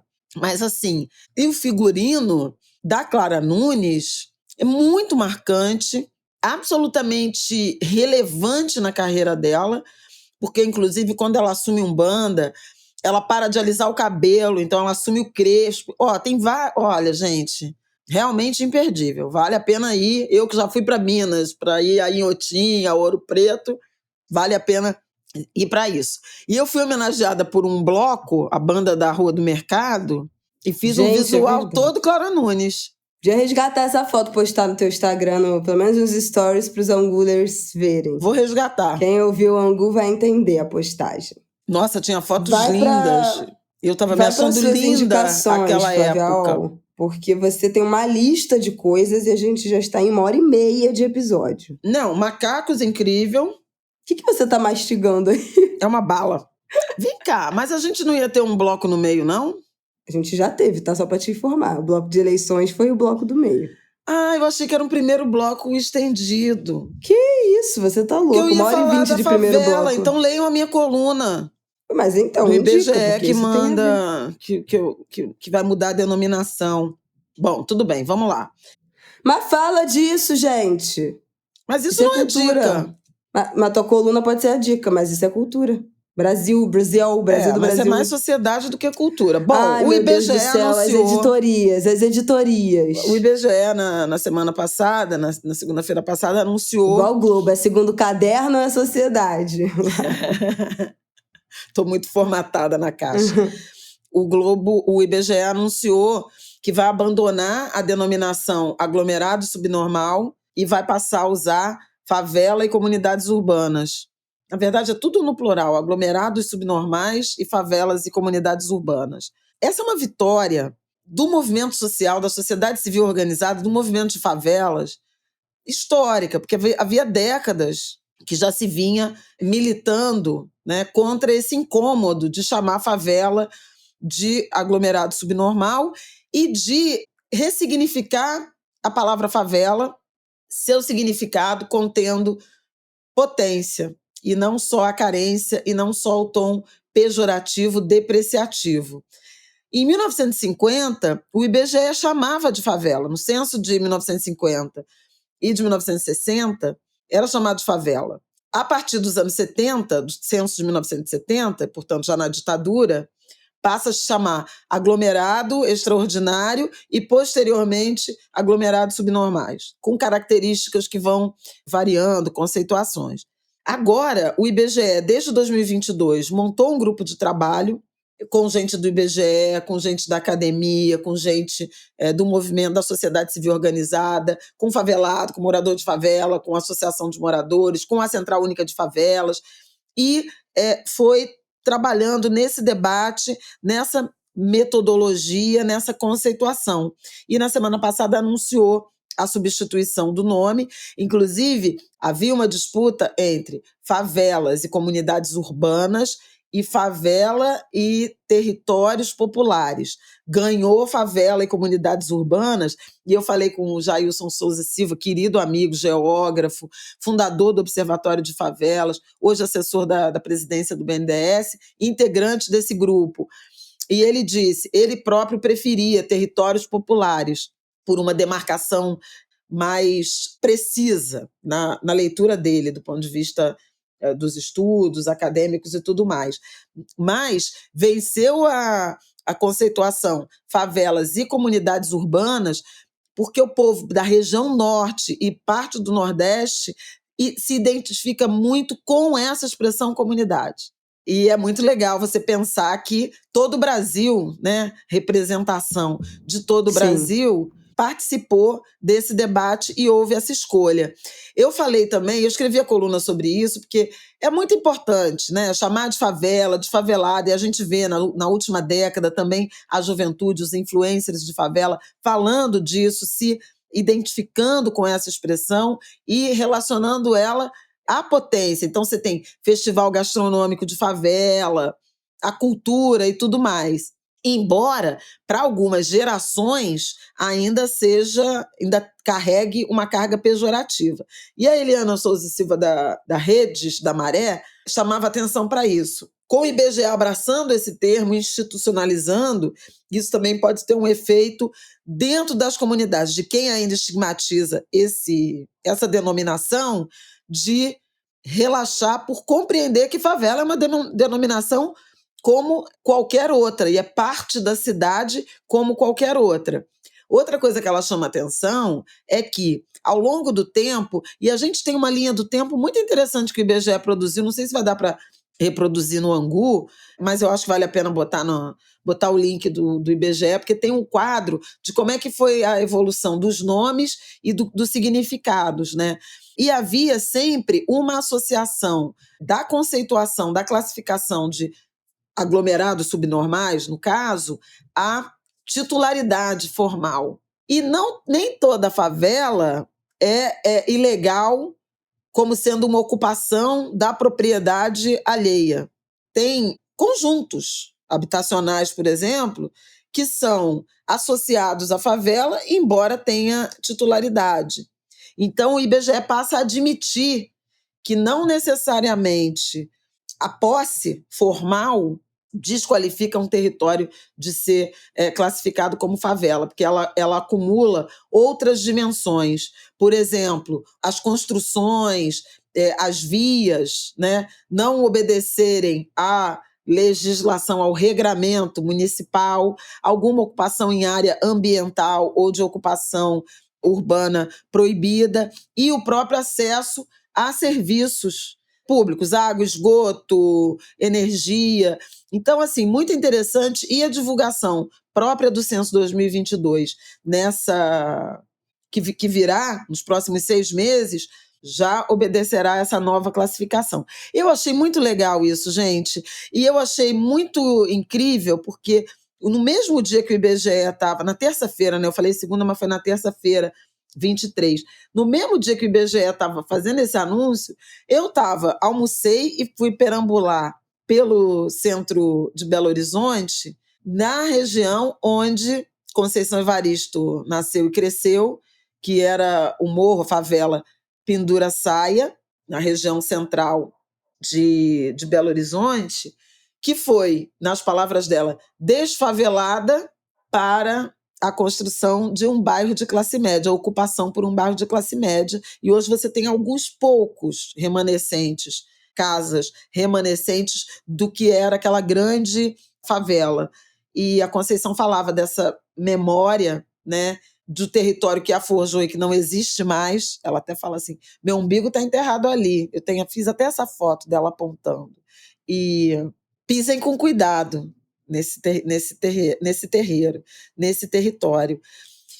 E a desocupação, o desfavelamento, como ela chamava, dessa região em Belo Horizonte, terminou em 1972. A família dela recebeu uma indenização e comprou terreno em Contagem, na região metropolitana. Então, típico movimento de gentrificação, né, de que você expulsa os moradores originais e ocupa a área com uma classe média. Então, são edifícios de classe média, muito datados mesmo. Você vê que é uma arquitetura muito típica dos anos 70, ainda não tem varanda, por exemplo, né?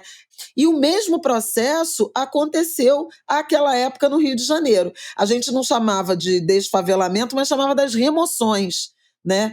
E tem um documentário espetacular do Luiz Antônio Pilar e do Anderson Quack, chamado Remoção, que vocês mesmo procurem, porque assim, é fabuloso e mostra exatamente o quanto essas comunidades foram varridas do mapa da Zona Sul do Rio de Janeiro. A Lagoa, né, o entorno da Lagoa, onde tem os famosos prédios com o nome dos compositores clássicos, Vivaldi, Beethoven, era tudo favela. A Macedo Sobrinho, né, era favela. Foram todos removidos para a Vila Kennedy, para a Cidade de Deus. Então, esse movimento típico, governo Lacerda, ditadura também, né, ditadura militar. O próprio filme Cidade de Deus pincela, né, essa história, que era aquela comunidade se formando ali. Ele começa assim. Exatamente, de forma completamente aleatória, né, que não foi uma formação natural. O único que ficou foi a Cruzada, no caso do Rio, né? A Cruzada São Sebastião, que era um projeto do Dom Helder Câmara, que achava, e eu concordo com ele até hoje, possível a convivência. Então se projetou aquele conjunto habitacional com um projeto muito sofisticado, que foi deturpado, né? De rampas, de imóveis, inclusive, com mais de um quarto, ali no Leblon, mas que virou o quê? Um gueto. Né? No Leblon, o Leblon não reconhece a Cruzada. Imagino. E eu vi a mesma coisa em Belo Horizonte. Então, eu escrevi a coluna sobre isso, sobre essa questão da favela, trazendo essa experiência da Conceição, lembrando dessa coincidência, né? E essa é uma coisa. Mas as dicas mesmo, quer dizer, a exposição Defeito de Cor está chegando em São Paulo, né? O Manguler avisou no grupo, saiu do Rio, foi para Salvador, né? E agora está indo para São Paulo. Eu super recomendo. É uma celebração. Com certeza. A gente já falou aqui, né? A gente entrevistou a Ana Maria Gonçalves em 2022, né? Quando teve o lançamento, a celebração dos 16 anos do livro e o lançamento dessa edição luxuosíssima, com ilustrações da Rosana Paulino. O livro que é enredo da Portela e que ontem emocionou no ensaio técnico. Não foi um ensaio técnico perfeito, porque choveu muito, teve problemas de som e tudo mais, mas eu me emocionei muitíssimo com a ala de passistas, com mulheres, as passistas, mulheres vestidas com uma fantasia, né, remetendo a trajes africanos, e os passistas homens de roupa de advogado, sabe? Muito bonito, fazendo essa relação da Luísa com o Luiz Gama. E as mães, né? As mães de vítimas da violência, principalmente da violência policial, desfilando. Estava lá Ana Paula, das Mães de Manguinhos. Tinha uma placa em homenagem a Kathleen, com a Jaqueline Oliveira, que é incansável na busca por justiça. Me emocionei profundamente, porque essa experiência que ainda existe, né, da separação de mães e filhos, pela brutalidade, pela violência, pelo sequestro, seja lá o que for, pela escravidão, né, no caso da Luísa. E aí, o fim de semana agora, 3 e 4, né, de fevereiro, quem estiver no Rio, o sábado tem a lavagem da Sapucaí, que é uma experiência incrível, né? E os ensaios de Grande Rio, Beija-Flor e Vila Isabel, e no domingo o ensaio de Mangueira, Viradouro e Imperatriz, que é a atual campeã do carnaval. Fim de semana na Sapucaí vai ser incrível. Essa semana também tem vários ensaios técnicos, ensaios de rua, ensaios de quadra. Carnaval tá bombando no Rio de Janeiro. Os blocos também, para quem gosta de bloco, tá tudo rolando. A Casa Bloco, que é um projeto incrível da Rita Fernandes, que vem se construindo e se fortalecendo. Muito legal, promovendo encontros incríveis, né? No fim de semana teve Timbalada e Alceu Valença, sabe? Pô, tá muito legal. Procurem se informar, no caso do carnaval. Mas quem não é de carnaval, no Rio de Janeiro, no dia 27, inaugurou a Bienal Itinerante. Isabela tem que ir, porque eu fui a São Paulo para ver a Bienal. Pois é. Né? Mas a Bienal vai passar por várias cidades brasileiras e no Rio de Janeiro está no MAM, Museu de Arte Moderna, e vale muito a pena, porque a Bienal foi incrível. A última Bienal foi incrível, bateu todos os recordes, inclusive, com uma curadoria também de pessoas negras, Grada Quilomba, Hélio Menezes. Então, super recomendo demais. Eu estava falando dessas coisas de mãe e me emocionei muito também. No monólogo da Andréa Beltrão, que atriz. Não foi a primeira vez que eu vejo Andréa Beltrão no palco. A peça chama Lei de Tempestade. Ela está encerrando temporada aqui no Rio nesse fim de semana, mas vai viajar. A Andréa já falou que vai a São Paulo, por exemplo, e está tentando Recife, porque é uma história, um monólogo baseado nos diários da Mércia Albuquerque, que foi uma advogada de preso político no Recife durante a ditadura. Tem recortes do diário dela dos anos de 1973 e 74, ditadura Médici, né? Pesada, gente que foi morta, torturada, desaparecida. Me chamou muita atenção o quanto a Mércia faz referências às mães que procuram ela. É muito impressionante, gente. Essa coisa das mães, das mulheres, do movimento de mulheres, é tão invisibilizado e absolutamente essencial. É incrível como ainda outro dia um pesquisador acadêmico que se diz, né, um grande intelectual, eu não vou citar o nome porque eu acho que nem vale a pena mesmo citar o nome de gente assim, mas dizer que o movimento de mulheres negras está tendo protagonismo demais e os homens. E por quem as mulheres negras lutam se não é também pelos homens, pelos jovens mortos? Afinal de contas, sabe, é de uma falta de noção absoluta. Por isso que eu não vou dar crédito, porque eu não quero... Eu acho que tem gente que nem merece que a gente debata e traga o nome para a mesa. Porque ao citar o nome e ao responder, a gente legitima de alguma forma. Então tem gente que tem que ir para os porões mesmo. Quem tiver curioso é só pesquisar que vai achar com facilidade. Mas isso para chamar a atenção, porque assim, eu fui assistir a peça da Andréia, a gente até ia ao ensaio do Salgueiro, mas eu fiquei assim, num estado... Eu não queria sair daquele estado de ter visto aquele espetáculo, sabe? E eu vim para casa pensando naquilo, pensando o quanto o jovem... A Isabela agora falou da história do Brasil, né?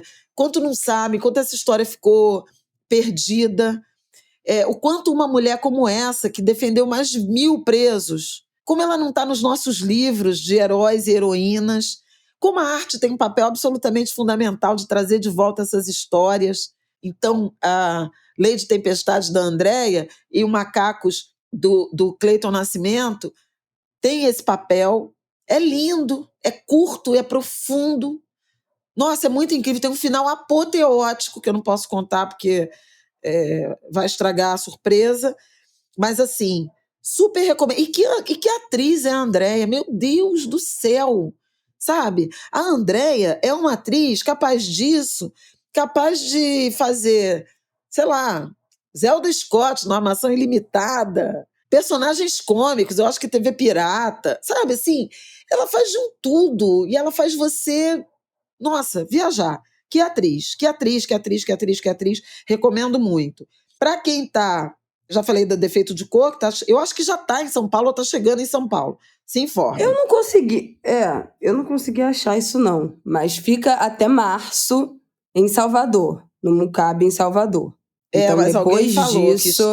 que vai para São Paulo. Cheguei em abril no Sesc Pinheiros, já até achei aqui a apuração, então é tá? isso. Então fiquem então, de até olho. março, se eu não me engano, que eu acabei de ver aqui, 3 de março em Salvador, no Mucab. Então, quem estará em Salvador aí, né, carnaval, 2 de fevereiro, ou quem é de Salvador e ainda não foi, aproveita a viagem ou aproveita aí fevereiro para ir lá e depois, então, São Paulo. E a outra coisa, também em Salvador, a galeria que foi inaugurada no subterrâneo do Mercado Modelo. Nisso. Gente, eu tô vendo as fotos, estou quase pegando um avião. Porque esse ano eu não vou verão em Salvador, mas é absolutamente obrigatório, entre outros, né?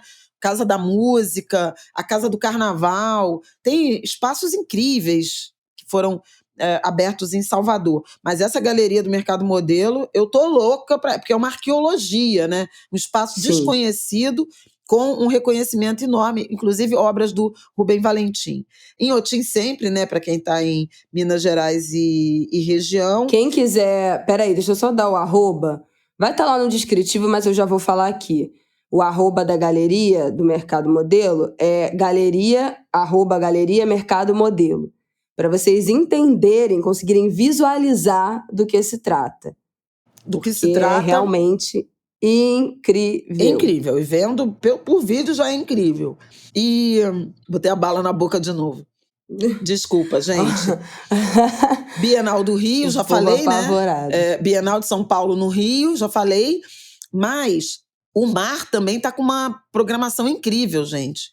A exposição do funk, a exposição Exu, com base naquele carnaval incrível da Grande Rio. E ainda, eu não sei se já saiu, mas eu acho que fica até início de fevereiro, a Nádia Taquari, que é, olha, a instalação é uma das coisas, das exposições mais bonitas que eu já vi em termos de instalação. Lindo, né? Afora as obras. E a Nádia Taquari também está com muitas obras espetaculares na Defeito de Cor. É uma artista que eu venero, só falando assim. Então, muita coisa para fazer, gente. Olha só, deixa eu passar aqui e as datas. E acho que domingo é o show de 40 anos do Zeca Pagodinho, né, de carreira. Dia no 2, Rio de Janeiro, se eu não me engano. Dia 4. No Engenhão. 4? Ah, então é 4/2, achei que era dia 2. No Engenhão. A exposição Laroyer Grande Rio no Mar fica até março também. Então, presta atenção para não perder. A exposição da Nádia Taquari, Oná Irim, Caminho de Ferro, fica até abril. Então, também aproveita para ir logo. E a do funk fica até agosto, fica mais tempo. Mas a da Nádia é pequena, né? É uma... Quem já foi no Mar, cada andar tem uma metade para cada lado, né? Você vai descendo a escada, cada canto tem uma metade. É uma metade só. Mas é... Nossa, né? A gente foi para ver a da Grande Rio, tava saindo para ir embora já em cima da hora de fechar, mas a gente foi atraída, porque realmente é impressionante. Não, impressionante, impressionante. Então, enfim, na medida do possível, a gente vai tentar trazer dicas de outros lugares do Brasil. Então, aí, galera de Recife, pois é, Angulas, galera de Belém, galera de Manaus. Vamos lá, gente. Mandem pra gente. Porto Alegre. Porque essa da Clara Nunes de Belo Horizonte foi uma Anguler que mandou no final de semana, que tinha ido. Então, contamos aí com as contribuições de vocês pra gente expandir e fazer essa nossa divulgação aqui também do nosso rolê cultural, Angu de Grilo. Então, no mais, eu me despeço, lembrando que sexta-feira de Oxalá é também 2 de fevereiro, dia de Nossa Senhora dos Navegantes, sincretizada com Iemanjá. É aniversário da minha querida amiga Elisa Lucinda, que eu amo de paixão. E desejo a vocês a proteção da minha mãe, Iemanjá, que é meu orixá de cabeça. Eu sou muito filha de Iemanjá em todos os sentidos, não tem para onde correr. E Iemanjá, como vocês sabem, é a dona de todas as cabeças. Mas ela é mar. E mar é calmaria e é maremoto, né? É calmaria e é tempestade. Manter esse equilíbrio, pedir, evocar e trabalhar por esse equilíbrio é absolutamente fundamental. Porque uma cabeça em desequilíbrio nos leva a decisões erradas. Então, assim, eventualmente, quando a maré estiver muito cheia, o mar revolto, respeitem e não tomem decisões. Esperem acalmar, porque acalma, né? Dorme, acorda, depois você vê isso. Isso é uma coisa importante. Peçam sempre a essa mãe, que é severa, mas é generosa, é rigorosa, mas é generosa, para iluminar, para acalmar o ori, a cabeça de vocês, na direção de tomarem as melhores decisões, escolherem os melhores caminhos, né? É isso que Iemanjá faz pela gente. Ela acolhe e te acalma para cada um de nós tomarmos as melhores decisões. Então, existe o arbítrio. Lembra, na semana passada eu falei do verso do Martinho? Quando acaba a criação, desaparece o Criador? É isso. A cabeça está com a gente. As decisões são nossas. E você pode pedir ao orixá a graça de estar em equilíbrio para tomar as melhores decisões. É isso que Iemanjá faz pela gente. Respeita Iemanjá e respeita o mar. Eu, inclusive, ontem uma amiga falou assim, você sempre vai para a Bahia, não foi? E eu queria repetir na Bahia a experiência que eu... Queria repetir no Rio de Janeiro a experiência que eu sempre tenho na Bahia, quando a gente aluga um barco, vai para a Bahia de Todos os Santos, e é de lá que eu faço as minhas obrigações e reverências. Mas eu tenho sentido o mar muito arisco, zangado. Então eu desisti de alugar um barco para ir para o mar no Rio de Janeiro. Eu vou à praia fazer minhas obrigações, mas eu não vou desafiar o mar. Tem vários sinais de muitos acidentes com barcos acontecendo, se vocês procurarem o noticiário. Eu acho que é um sinal. Então, eu vou ficar com o pé na areia, reverenciando a minha mãe, pedindo proteção por esse ano, junto com Oxalá, né, que é da chuva. Imagina ainda por cima se chover, vai ser esse encontro de Oxalá com Iemanjá na sexta-feira, 2 de fevereiro. Então eu desejo um lindo 2 de fevereiro para vocês. Na Bahia se come feijoada, eu ainda não decidi o que eu vou comer aqui no Rio. Na Bahia tem sempre feijoada, né, de feijão preto, feijoada carioca. Exatamente. No dia de Iemanjá. A gente louca para comer bobó e muqueca, e eles fazendo feijoada. Em tudo quanto é canto. E o Rio de Janeiro está tentando, e hoje eu li, que eu vou também dar como dica... menina, eu ia falar isso, estava pegando aqui, né, que vai ter uma festa de dia de Iemanjá lá no Arpoador. Exatamente, mas olha só, não é só uma festa de Iemanjá no Arpoador, é a tentativa de recriar a tradição do culto a Iemanjá. Uma tradição religiosa que foi sequestrada e se tornou tradição cultural do Rio de Janeiro, mas que, ao mesmo tempo, esvaziou muito o sentido religioso, que era a virada do ano, né? Uhum. E aí, hoje eu recebi, quer dizer, eu já estou recebendo há muito tempo, Senegâmbia fez a arte, vai ser a 2ª edição do Dia de Iemanjá no Arpoador. A partir das 14 horas, em frente à estátua do Tom Jobim, vai ter um cortejo com oferendas. Eu já antecipo que eu não participarei desse cortejo, porque eu faço as minhas obrigações muito cedo. Na minha fé, é a luz do amanhecer que faz muita diferença, né? As recomendações do meu pai, da minha casa. Nada contra quem faz em outro horário, mas é a minha prática. Vai ser de 15 às 22 horas. Mas o que é interessante é que eu recebi esse e-mail do Mário Camelo, e ele dizendo o seguinte, é a 2ª edição de uma tentativa de recriar essa tradição. A festa do Iemanjá, ele diz, carioca, era uma tradição antiga, inventada pelos terreiros na areia da Zona Sul, liderada pelo célebre pai de santo e sambista Tata Tancredo, que era lá, acho que da Baixada Fluminense. Ele inaugurou esses cortejos no dia 31 de dezembro, e poucas pessoas sabem, né, que essa foi a origem, essa festa foi sequestrada, virou show, virou não sei o quê, e eles estão tentando, em 2023, desde 2023, restabelecer essa tradição. Então, no ano passado, eram esperadas 1.000 pessoas, foram 10.000 pessoas no Arpoador para essa festa, E esse ano ela mescla lideranças religiosas e expressões artísticas ligadas à religiosidade. Então vai ter o Ogã Bambala, gente, desculpa. Onde o Ogã Bambala estiver, a gente tem que estar. Ele é um Ogã mais antigo do Brasil. Ele tem, acho que agora, 104 anos. Gente. E ele vai tocar lá. Além, e todo mundo tem que ouvir, o Tião Casimiro, o Ogã Tião Casimiro, que é a voz mais impressionante das macumbas do Rio de Janeiro. Só por essas duas presenças já vale a pena. Mas tem mais. Afoxé Filhas de Gandhi, Samba de Caboclo, Nina Rosa, Jongo do Vale do Café, Ogã Cotoquinho, que é maravilhoso também, Companhia de Aruanda. É um monte de macumbeiro que vai tocar em honra de Iemanjá. E eu convido todo mundo, porque eu acho que vai ser bonito isso. E a gente retomar essa tradição que não era, que no 2 de fevereiro é em Salvador e em Porto Alegre, mas que era no Rio de Janeiro no 31 de dezembro, e agora talvez se restabeleça nessa nova data. E vai ser uma alegria para mim fazer parte desse reinício de tradição como filha de Iemanjá que sou. Bom, o arroba desse dia de Iemanjá, dessa celebração do dia de Iemanjá do Arpoador, tem um perfil no Instagram para divulgação, né, dos horários, enfim, de qual vai ser a programação. É @dia de Iemanjá, também estará no nosso descritivo.